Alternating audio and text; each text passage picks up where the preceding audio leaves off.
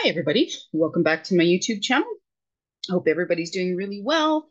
I thought today I would talk about the difference between colorless blending pens. So the last couple of techniques that I showed using the crease pad, we were using an alcohol marker colorless blending pen. And a few people were asking me, oh, I have a colorless, but they were talking about the dye-based ink or a marker. Um, Kind of like a felt pen type of thing instead of the alcohol based colorless blender. And I wanted to talk about them because the truth is neither one of them are a blender pen. So I thought we would, yeah, just have a bit of a discussion and kind of show you the differences and what makes what each pen. Okay. So I've got two different kinds here. So this is my Tombow N00. So this is basically a dye-based, these go with my dye-based or water-based markers, okay? And it's called a colorless blender or a blender pen. It does not blend anything. So you can't like get your colors together and get those varying degrees, those varying shades and highlights, things like that. That is not what it works for. What you can do is tip-to-tip coloring with this. So and I'll show you that example. But basically, this is one that is only used with your water-based or your dye-based markers kind of thing. So a lot of people have the Stampin' Up markers, unless it says that it is an alcohol-based ink, it's basically going to be a blender. So you can my air quotes there, blender pen, because it doesn't actually blend anything. Okay, so that's the first one that we're going to talk about. And then the second kind, this is a Copic. It's called the Colorless Blender. Let's see if you can see that there. Colorless Blender Zero. Because there's no color to it. There's no tone. And you can get these in various different, this is my Copic one because I got it for Michael's and I could use a 40% off coupon on it. It's dual ended, so it's got the chisel on one end and it's got the uh, brush point on the other side here. Oh, somebody used this and did not clean it. It was not me. I wonder who did that. But okay, we'll just keep cleaning that for them. I'm gonna have to dig out my other one.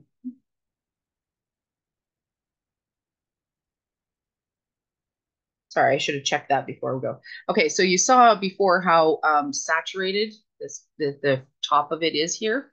But you can see now at the end here, it's starting to get clearer and white as I continue to drag and pull that color out of and kind of move the solution around on this colorless blender. So just keep pulling out, even how that happened. I'm usually very diligent about cleaning that out as I go. But you can see again here now, so you start to see on the tip just how much more white it's getting as I drag it further and further and allow the blending solution that's in here to clean out the ink. See, and again, getting whiter and whiter at the tip. It's cleaning out that red or pink ink, whatever was in there. Just doing that. So, as you can see, keeps getting whiter and whiter. Okay. So what it's actually doing, it's a pretty good demonstration of what these pens do, because that's what they do is they clear out the ink or they take away ink. So I'm going to put that one to the side and I'll pull out one of the other ones that I have. Let's make sure if this one's clean. Ah, yes, nice white. Yeah, there we go. Okay. This one, if I continue to work at it, which I will after the video, there's no point in you guys having to watch this. I'm going to continue to pull that color out of there. So even if my tip is stained, so you can still see there's a little bit of purple here at the tip. I'll hold that up so you can see it there. You can still see that there's a little bit of color at the tip, but as I continue to drag that out, it's going to clear out the color that is stuck in this nib, so that I can then use the pen without having any extra ink in there, because it's just meant to be clear. So once you've done your coloring or whatever it is that you're going to be doing, yeah, you can wipe it like I was doing, and it will take that ink away out of the pen and it cleans it out. Okay. Now, this particular one, there's different brands. So I'm not sure where my Spectrum Noir one went, but I have one that's like this, has a chisel and a fine point. Um, but this one is non-refillable. That's the nice thing about the Copic ones is that you can actually refill these. This is what the refill looks like. So very safe. This is just the colorless blender. It comes in this little container like this, and then you pour it into the pen. You pull one of the nibs off and pour it into the pen. But I want to show you the differences between the two inks. Okay. So, or the difference between the two pens. So for this one, what I'm going to do, this does not, so this is, let's put down a layer of color here. So this is just the green. Okay. And then I'm going to bring this turquoise and kind of do like this. And then what I'm going to try and do just to show you that this doesn't actually blend. So you can see I've got green and turquoise on the go there. And I'm going to bring them, kind of going to do like this. So I did get a little bit of movement with the color, but not a lot. And they certainly aren't going towards each other. And what I'm now starting to do is I'm starting to peel up and rough up the paper there. Like this is pretty rough now. Starting to ball my paper, which I don't want. So I'm just going to do this. So even though you can see there's a lot of red on my tip, the tip of my pen is pretty red. If I draw it on my white paper here, there's no color in there. Okay. So it's fine. What you can use your blender pen for is doing tip-to-tip coloring. So let's say I want to create this green. I want to use this green, but I want to have an ombre effect. Okay. So what I can do is take my pen and very gently, because I don't want to destroy the tip and the nib. So I'm going to take my pen just like that. And so now you can see the tip of my pen is kind of greenish. And then I can go my paper down like that until I have no ink in it. And if I need to do some more, so I'm just going to load up my pen here again. Like that. And we're just going to draw that down. Okay. So then you can see this is what the blender pen does. So now I don't have very much, and I just kind of scribble it in a empty area there to clean it out. Now there's no green on my pen. Okay? But you get from the darker shade or the truer shade of what this ink, what this marker is, and you can draw it down so that you get an ombre effect. So you go from the darker into the lighter. Okay, so that's one thing. That's how I did. That's how I did this on this cute little happy birthday. So just a little bit. Now you can only do it in very fine areas, or you have to reload. So you have to get really good at knowing how far you can draw that ink along. Okay, so I'll try it again here with a different color and show you that it works. So the same blue, kind of turquoisey sea-based color that we were using. I'm just gonna add some onto my pen.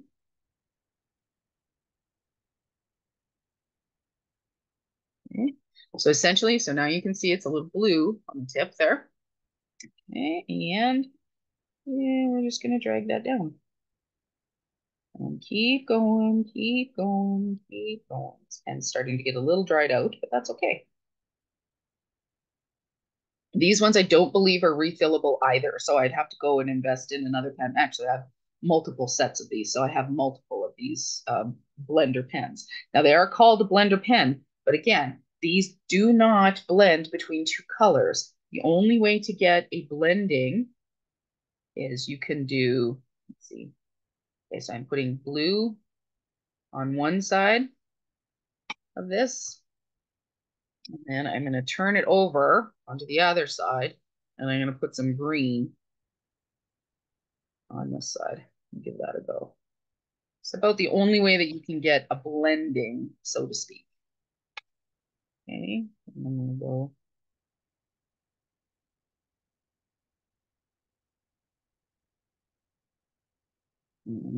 I've got some color left on this one side here.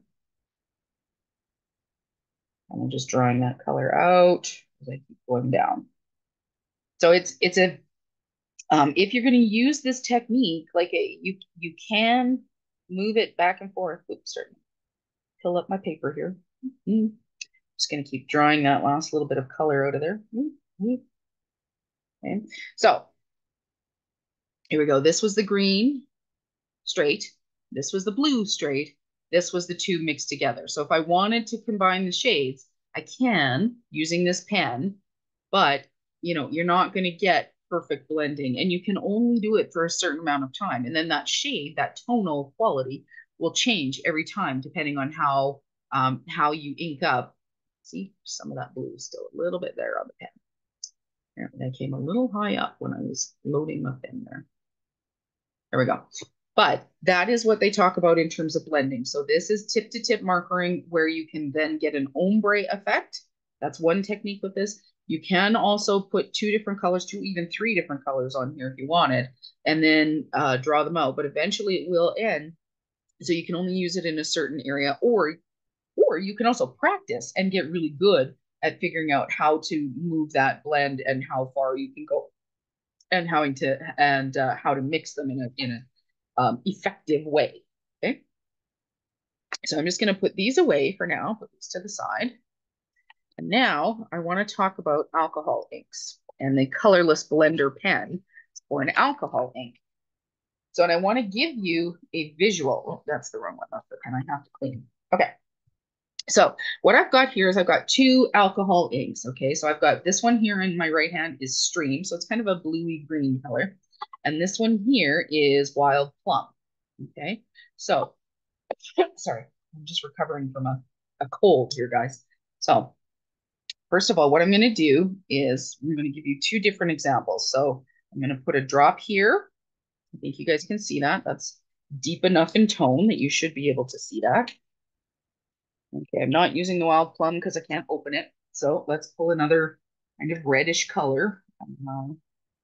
Yeah, maybe we'll use this nice purple. Let's see if this will open. Okay, so this is Purple Twilight. There we go. All right, Purple Twilight. We've got just another drop there. Okay, so we've got the purple and then the teal. Now, in order to blend them, if I want the two colors to come together, okay, you can do this in two different ways. So this is called the alcohol blending solution. And this is different because it has a resin in it. So if I add a drop here and a drop here, and then I'm going to use, let's just say a Q-tip to kind of manipulate them together, I can push them and get a blending of the two colors. So I get the purple and the turquoise, but then I also get this really deep kind of an indigo color in between them.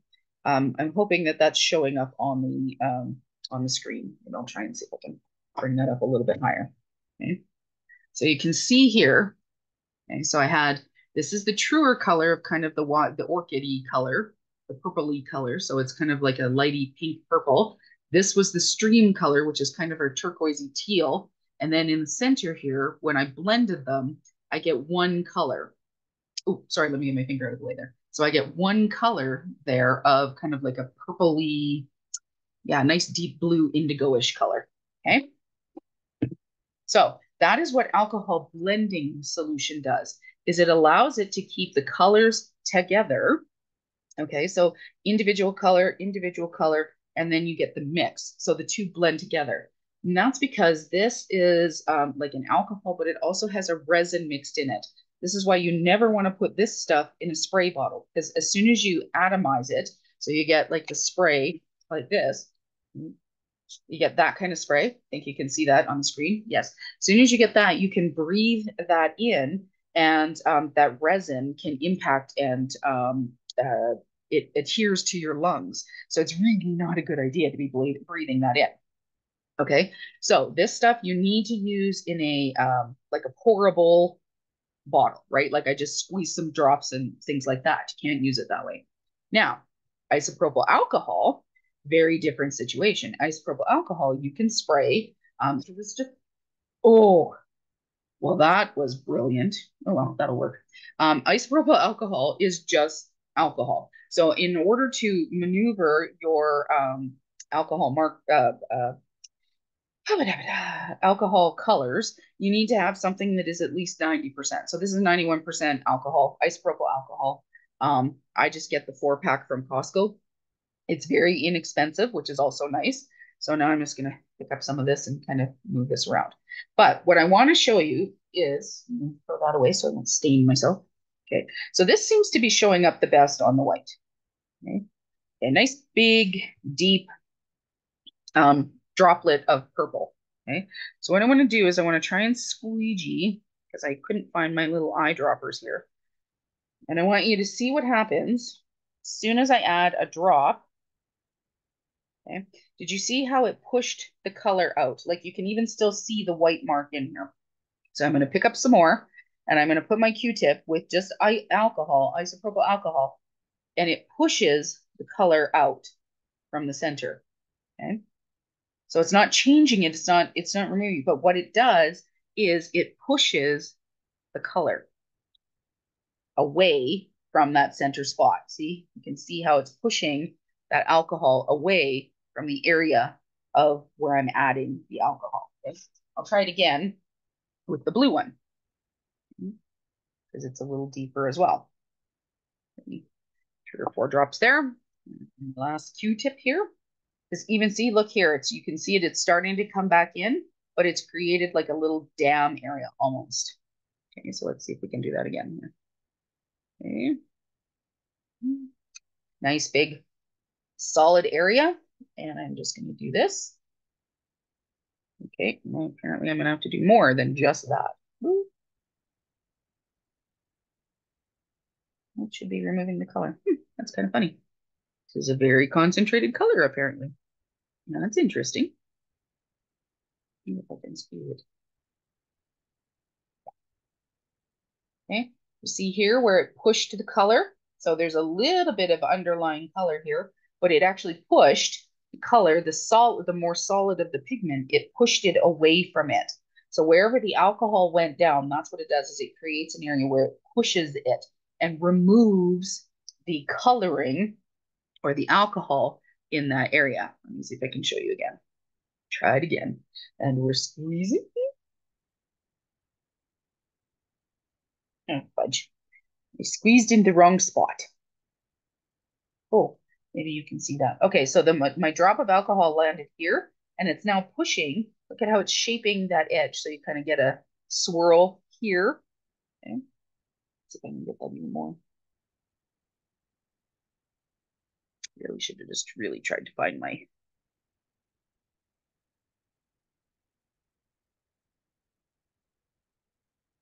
Okay. So without having touched the circle of the teal color, now look at the shape. And that's all based on what the alcohol is doing and how the alcohol is moving. So as I'm blowing from this area, it's taking heavier concentration of the color and it's now starting to move it this way, leaving a little bit of the color, but most of it is moving that way. So watch.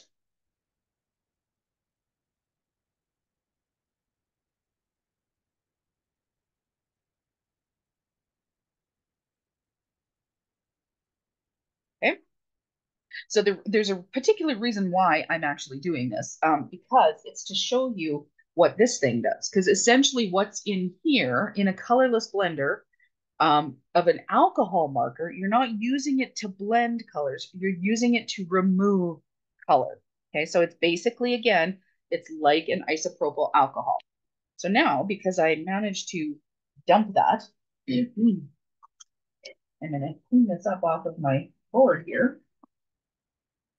I'm going to add some more. So we'll pick up the alcohol that's there first, the ink that's there. Then I'm going to dump my isopropyl alcohol capful into there. Kind of squidgy it around. There we go. All clean. So this is also, if you are playing with alcohol inks, this is the best thing for cleanup, is using alcohol, isopropyl alcohol, because again, its whole purpose is to remove color. If you manage to get some, I don't recommend wearing good clothes when you're playing with alcohol inks because you can get pretty dirty and yeah, it can get um, a little much and it will stain. It is a deep and intense color. But if you do get something and it's on one of your favorite shirts and you really want to try and get it out of there, it is possible, but most of it's going to stain. So, but this is what you want to use for cleanup. The other thing that I really love, alcohol pads, just like this, because you can take it and just kind of pull that open and squidgy down your space. It will use it on your hands, on your fingers and stuff like that. Works great. Okay. So I'm just going to use this same piece of paper. Okay. And I've got my refill here and I've got my colorless blender and I've got a couple different colors. So I've got, this is a Spectrum Noir, just, and this is mostly just to show you that this is all going to work essentially the same. Okay. So I've got this green and I'm just going to do kind of like this dot right. Oh, it's a little intense. I'm going to do like that. So we've got that one. Oops. Also, particularly if you're using Copics, when you're coloring with a Copic, you always want to keep the lid off until you're actually finished coloring. Because in these particular ones, because they are refillable, they actually have like it's almost like a little vacuum when you put the lid on and off, you create a suction as you pull it off. So it's meant to draw your ink from inside the barrel into your nib. The problem is if you're coloring and you're putting them on and off, on and off, on and off, you're oversaturating your nib. And then that's what leads to you open up your pen and then it dribbles into someplace on your drawing or on your whatever it is that you're working on and it gets oversaturated and then you start blending or bleeding outside the lines. Okay. So this is a pretty dark and intense color. So I'm just going to do like that and kind of want to do a bit of a, okay. So all I'm going to do with this is I'm going to take, and it doesn't matter which end you use. I tend to like to use the brush end just because I have a little bit more control over it. The nib on this side. Now this is a pretty nice and broad one. I'll use that on the gray one. But because what I want to do is I actually want to take this green area, and I want to push that ink away. Okay. So similar to our demonstration over here, where I put the ink matters. So I'm not going to go right over the top of it because if I were to draw right over the top of this here like that, it's going to push a line in it and it's going to push some of the ink this way and some of the ink this way because it's going to split it right in half. So what I want to do is I want to come from this side and now I'm going to start to saturate my paper this way. And I'm going to actually use the nib and I'm going to start pushing my ink, the alcohol ink, in the direction that I want it to go. Because essentially what I'm doing is I'm taking the ink, the alcohol, I keep calling it ink, but truthfully in this thing, I think it's pretty much just isopropyl alcohol. It's probably mixed with something else to give it a slightly thicker consistency, but that's basically what's in here. So, and I'm taking it and I'm saturating and pushing the color or the lack of color or whatever is coming out of here, and I'm pushing it in this direction so that I'm taking it because I don't want it saturated this way. I want to saturate my paper this way so that it pushes the ink in front of it. So I'm going to hold that up to the camera. This is what it looked like before. This is what it looks like now. Now that I'm going to give that a minute to dry and I'll show you that again. Okay. So I want to do the same thing. If I were to go straight down the center like this, I can remove that ink there, but it's going to push it in both directions. I want to get, so if this was I was coloring, let's say, for example, I was coloring this and I got some outside of the line. This has embossing on it, like embossing powder. So I'm not going to color these, but if I had gotten some outside of the line, I would color from this area in order to push it back into this P, for example. Okay, so I want to take this green bump that's here and I want to push that back into the other area of the green. That's what I want to do. So I'm going to color on the outside so that I've created a dam. And now I'm going to start. I'm going to saturate the paper in the area, and I want to push it in that direction. You can see here I've actually gone a little too far, but now it's taken all of the green from there and it's pushing it in that direction. Look, so now we'll let this area here is almost dry. So it'll just be another minute, but there's no color there now. And you can just see just a faint outline. Might be just a bit there. So I'm going to come in here and push. And same thing here. Come back here and just push it like that. Okay, so you can see here on the gray where I kind of did this little whoop here. So I had straight lines and then I ended up with this little jagged edge. So the other thing that you want to do is you want to check to make sure that you don't have any extra color left in the in your nib. Okay, so mine is clean, so I can continue on. But what I want to do is I'm going to take this, and again, I'm going to draw this line, and then I'm going to take my nib, and I'm going to push that color, even something as dark as this gray, I'm going to push that color using the paper, using the ink.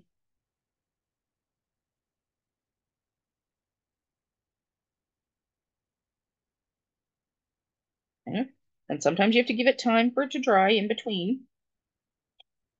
But that's the first layer.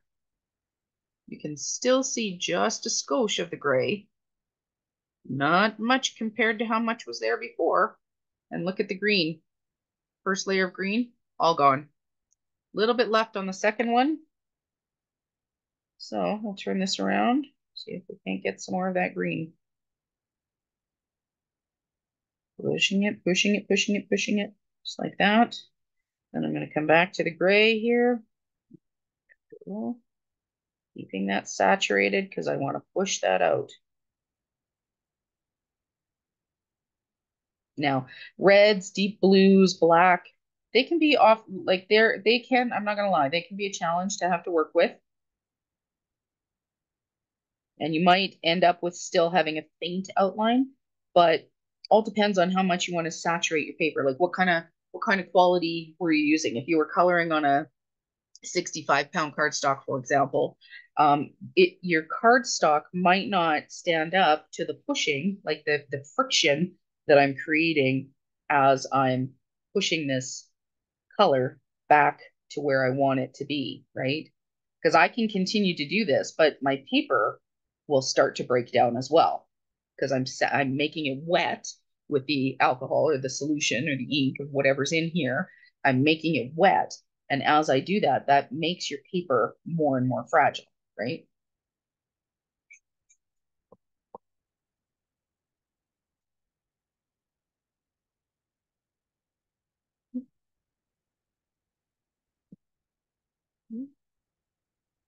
And you can start to see. So even though this was the other paper, like I can feel the roughness here of the ink as it's coming through. This is also where some of the ink is being pushed. So I'm going to put this lid back on because I want to use just this nib now that I've done. I'm going to use the brush tip instead of the chisel and see how much more of this I can push.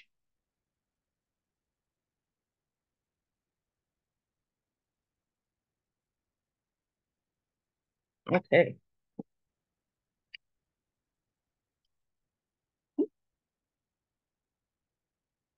So there's just a faint outline there now. The green is gone.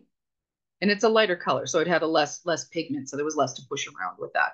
But check this out, like there's just a faint outline that if you had a lot of other things on the go, I mean, somebody might not even notice that. I mean, a card maker would be like, oh my God, I can see what that is. But in general, the average person that you'd be giving a card to is not necessarily going to see that. Now, if I was giving this, if this was an image that I had colored and I was giving it to a fellow card maker or paper crafter, I would work on that a little bit more because my paper could actually handle just a little bit more here. So I could probably lift that last little bit. But if this was going to a friend or you know, like a coworker or something like that, nobody's going to see that. Like that's pretty fine right there. They're not going to see that. So, and if they did, it might look just like shadowing, like a nice little shadow detail. So that's the differences between the two colorless blenders. So, and as I said, they are a misnomer. There is no such, they are not a blender. Um, this will not take like your blacks and your grays and create a shading in between, unless this is what you want to do with it, right? Like I could take this and just draw, you know, like I could do that and remove a little bit of that color and then have a streak or something like that through there. Okay. That's a possibility, but it doesn't actually blend like your red into a blue or something like that, or those kind of it doesn't do that. Nor does this one. This one is for tip to tip coloring, and this one is for removing color. Okay. The only time that this will do blending is in the example that I showed when we were playing with the glitter and Sharpie markers and things like that. And that's mostly because, again, it's taking your pigment that you put down. So we use Sharpies or a permanent marker of whatever kind you had.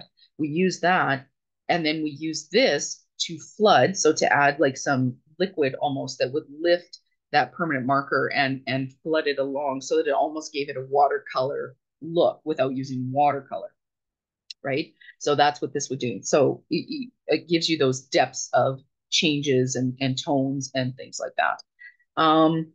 So I hope that that has kind of cleared that up a little bit for you. So again, remember, essentially what's in this thing, okay? So this is only to be used or only really has any value with a permanent alcohol base marker. Anything that's permanent has an alcohol in it. Like so Sharpies, Bics, Copics, Spectrum Noirs. If it says alcohol based, then it's going to be a permanent marker. And what's in your blending pen is essentially very similar to an isopropyl alcohol, which removes ink. Okay, it removes the pigment, moves it around, removes it and takes it out. Okay. This item, if you're looking at a colorless blender that has to do with any kind of dye-based or a marker, so whether it's Crayola, it's Tombows, it's another artist quality, Stampin' Up, close to my heart. If it is a dye-based marker, which means basically it's color and water that's in here. That's what this is. This is dye and water in order to give it the fluid to have the ink in here. That's what that is dye and water. So it's a dye-based. Okay. The only thing that you're going to do with this one is tip to tip. It will not remove color. It doesn't, and it doesn't blend colors together on your paper. It blends colors on the pen. So you have to load the nib. You have to load the nib, this part here, with color in order to get a blending. That's how it works. Okay. I hope that was clearer than mud. If you have any other ways that you use these pens, the colorless blender or the colorless marker in the dye based, or even with your Copics too, or your colorless blenders in an alcohol marker, I would love to hear them. Please leave them down in the comments. That would be so cool. Maybe I'll try out. I'm always open to learning new techniques. So fun. If you have any questions, please leave those in the comments as well. I hope that this helped out and kind of explain that a little bit for you. Yeah, like I said, if you have questions or if you're not understanding any of that, or if there's something else that I can answer for you, please leave that in the comments. And thank you so much. Remember to keep your comments kind, otherwise I will be blocking you. But other than that, thank you so much for joining me. I really do appreciate everybody that is subscribing. Welcome to all the new subscribers. Thanks everybody else that's coming back. I really do appreciate it. And we will see you guys in the next video. Have a good one. Bye-bye.